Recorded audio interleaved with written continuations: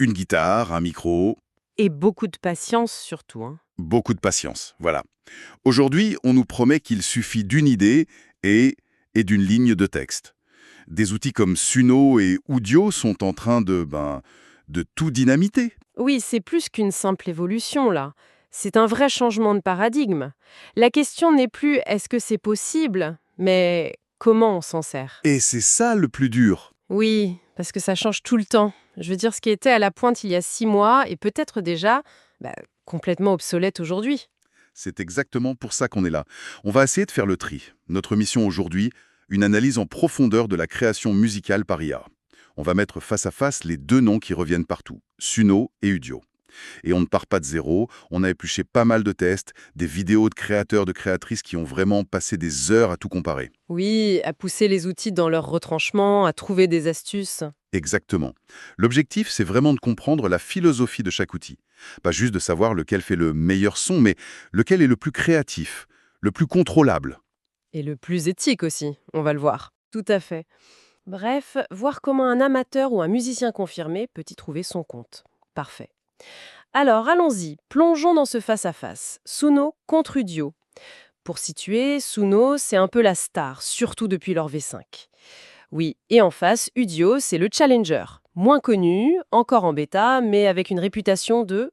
De produire un son d'une qualité assez bluffante. Et dès le départ, les approches sont différentes, même sur l'interface. Oui, une des créatrices qu'on a suivies trouve l'interface du duo plus simple, plus épurée.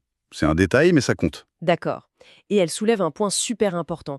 Attention aux sites pirates. Il y a des imitateurs genre sunoai.com qui n'ont rien à voir avec le site officiel. Ah, le piège classique. Des gens doivent se faire avoir. Ben oui, ils payent des abonnements pour des services qui marchent à moitié. C'est le Far West. C'est noté. Mais venons-en au cœur du sujet, Eras. Ah, la musique. Les créateurs ont testé plein de genres, mais il y a un test qui, pour moi, résume tout. C'est celui du rap en français. Ah oui, celui-là, il est extrêmement révélateur. La créatrice demande un morceau de rap ou de slam en français, et le résultat du duo, elle le qualifie de plagiat. Plagiat. C'est, c'est un mot très fort, ça veut dire quoi concrètement? C'est une copie, note pour note? Non, et c'est là que c'est subtil et problématique. Ce n'est pas une copie directe, mais c'est une imitation de style si parfait Ah, je vois. qu'elle en devient troublante. Le morceau sonne exactement comme du rap français des années 90. Genre? Elle cite IAM, NTM, avec le flow, les intonations et même un accent marseillais hyper reconnaissable. Pour elle, c'est trop abusé. On n'est plus dans l'inspiration, quoi. D'accord, donc Udio est un imitateur tellement doué qu'il frôle la caricature. Ça pose d'énormes questions sur ses données d'entraînement, non? On a l'impression qu'il a appris par cœur des artistes. C'est exactement ça. Et la réaction de Suno sur le même prompt, elle est radicalement différente. C'est-à-dire? La voix est plus robotique. On sent que c'est une IA qui chante, tu vois. Mais, et c'est ça le point crucial, la composition est originale. Ah, La structure est cohérente, les paroles collent au thème. L'IA semble avoir compris les codes du genre pour créer quelque chose de nouveau, pas pour s'ennayer un truc qui existe déjà. c'est fascinant. Donc, d'un côté, on a un imitateur de génie, et de l'autre, un compositeur. Peut-être un peu moins humain dans la voix, mais plus créatif. C'est ça, et cette tendance, elle se confirme sur d'autres styles. Comme quoi, par exemple? Sur un test de trip-hop instrumental. C'est un genre avec une atmosphère très, très précise. Udio a sorti un morceau sympa, mais c'était plus du lo-fi, du chill-out. À côté de la plaque, donc. Un peu, oui. Alors que Suno, il a capturé l'essence du trip-hop de manière stupéfiante.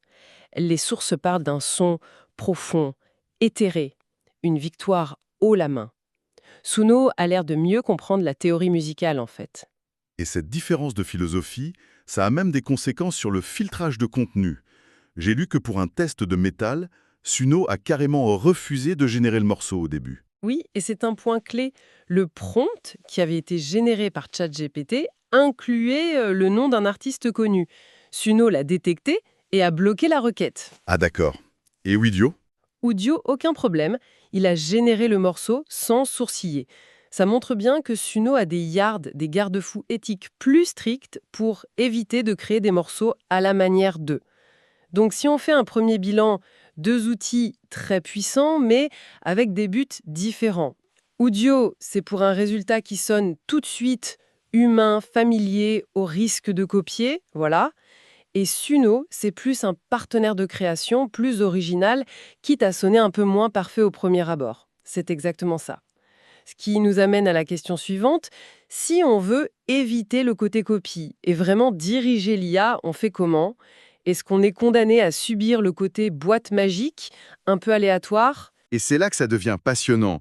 On sort du simple «décris-moi une chanson» pour entrer dans des techniques beaucoup plus chirurgicales. Oui, on quitte le simple jouet pour entrer dans l'instrument de musique. Suno V5, et surtout son studio, intègre des fonctions qui donnent beaucoup plus de contrôle. Prenons la fonction d'import audio par exemple. Concrètement, ça veut dire que je peux uploader un son et l'IA va travailler dessus. Précisément, une créatrice a fait un test incroyable avec ça. Elle s'est enregistrée en chantant Au clair de la lune, juste a cappella, avec sa voix. D'accord. Elle a importé ce fichier dans Suno et elle lui a demandé d'en faire une reprise. L'IA a transformé sa performance amateur en un morceau électro avec une voix de chanteuse professionnelle. C'est fou, j'imagine tous les musiciens amateurs qui ont des mélodies en tête, mais qui, qui détestent leur voix. Ça peut débloquer tellement de projets. Le potentiel est énorme. On peut créer des maquettes pro à partir d'un simple fredonnement. Et ça va encore plus loin avec le Suno Studio. Qui est en bêta pour les abonnés, c'est ça, non? Oui. Et là, on ne parle plus d'une simple génération. C'est un vrai studio d'édition multipiste. Attends, multipiste, ça veut dire qu'on peut isoler la batterie, la basse, la voix, comme dans un vrai logiciel de musique? C'est exactement l'idée. On peut extraire les différentes pistes, les stems. Ça change complètement la donne. On peut couper une section, la dupliquer, réarranger la structure. Fonction la plus révolutionnaire, c'est la régénération sélective. Imagine, tu adores la chanson, mais tu détestes la ligne de synthé dans le refrain. Ça arrive, oui? Eh bien, tu la sélectionnes et tu demandes à l'IA «remplace-moi ça par un solo de piano». Et pouf, elle le fait, juste comme ça. Elle le fait, en gardant tout le reste intact et cohérent. Là, on passe de directeur artistique à ingénieur du son. On fait de la micro-édition. C'est un niveau de contrôle qu'on n'imaginait même pas il y a un an. Et ça s'affine. Une nouvelle fonction, cover, au sein du studio, est encore plus puissante. Elle réinterprète une section en tenant compte de tout le contexte. C'est plus musical, plus subtil. Mais ce qui me bluffe le plus, c'est que ce ne sont pas seulement les développeurs qui ajoutent des fonctions. Les sources montrent que la communauté invente ses propres techniques. Ses propres hacks, oui, sont cachés. Elle invente un véritable langage, une sorte de solfège pour IA. Un solfège pour IA, j'adore l'expression. C'est un dialogue qui s'installe entre l'humain et la machine, avec des commandes qui ne sont documentées nulle part. Donne-moi des exemples concrets, parce que ça a l'air dingue. Alors, le premier niveau, c'est le contrôle des émotions. Directement dans le texte des paroles, on peut ajouter des balises entre crochets. Comment ça? Par exemple, avant un couplet, tu écris verse, sad, melancholy. Avant le refrain, chorus, triumphant, explosive.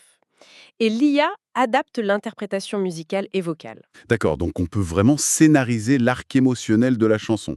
Et pour la voix elle-même, C'est encore plus précis. On peut contrôler le registre. En écrivant falsetto, elle va chanter en voix de tête. Belle Todd, elle va sortir une voix de poitrine puissante. Whispered, elle va chuchoter. c'est incroyable. Une source à tester, ça fonctionne remarquablement bien. Le niveau de détail est... Stupéfiant. Et on peut même aller jusqu'à l'articulation des syllabes, j'ai cru comprendre. Oui, et là, c'est presque de la programmation. Pour créer un bégaiement, tu écris G, T, G. Pour étirer une syllabe, tu écris A, M, O, U, R. L'IA interprète les tirets comme une instruction de durée. D'accord. Et une astuce toute simple, pour les passages qui doivent être chantés plus fort, il suffit de les écrire en majuscules. C'est fou. Ce n'est plus juste écrire des paroles, c'est écrire une partition d'intention. On devient parolier, compositeur, chef d'orchestre. Exactement. La machine devient un instrumentiste ultra discipliné. Et cette logique de bricolage de haut niveau ne s'arrête pas à Suno. Les utilisateurs avancés construisent des chaînes d'outils complexes. C'est-à-dire qu'ils exportent des éléments de Suno pour les travailler ailleurs. Oui, par exemple, les sources citent des outils comme lalala.ai qui sont meilleurs pour séparer les pistes voix et instruments. Donc un utilisateur va générer sa chanson en Suno, puis l'exporter pour avoir un a cappella parfaitement propre. Ok, je vois la logique. Et j'ai lu qu'il y avait une technique encore plus poussée qui implique le clonage de voix. Ça paraît presque de la science-fiction. C'est une méthode de production hybride, oui, très avancée. En gros, voilà les étapes. 1. Tu génères une piste vocale a cappella sur Suno. Tu te concentres juste sur la mélodie. D'accord. Tu utilises cette piste vocale pour générer, avec la fonction cover, une piste instrumentale qui est parfaitement calée dessus. Ok, je suis. On a donc une voix et un instrumental qui vont parfaitement ensemble. C'est quoi la suite? C'est là que ça devient fou. Disons que la voix de Suno ne te plaît pas à 100%. Tu utilises un outil externe, comme kits.ai, pour cloner une autre voix, la tienne ou une autre. Mhm. Et étape 4? Tu appliques cette voix clonée sur la mélodie de la piste a cappella. Puis tu la mixes avec l'instrumental. Attends, je vais être sûr de comprendre. On utilise Suno pour la compo et l'arrangement, mais un autre outil pour coller une autre voix par-dessus. C'est une chaîne de production complètement modulaire? C'est exactement ça. On prend le meilleur de chaque outil. La créativité de Suno pour la musique, la puissance d'un autre pour la texture vocale. L'IA n'est plus une solution monolithique, c'est une boîte à outils. Bon, après cette exploration très, très dense, essayons de synthétiser. Si on devait résumer, on retient quoi, Ellie? Je pense que le point principal, c'est que Suno V5 s'impose vraiment comme un outil de création original, puissant et avec une conscience éthique. Il ne se contente pas d'imiter, il compose. Et Udio? Udio est un producteur de son d'une qualité exceptionnelle, c'est vrai. Très humain. Mais sa tendance à l'imitation est un vrai drapeau rouge pour quiconque se soucie de l'originalité. Et au-delà de cette comparaison, ce qui me frappe, c'est la vitesse à laquelle tout ça se professionnalise.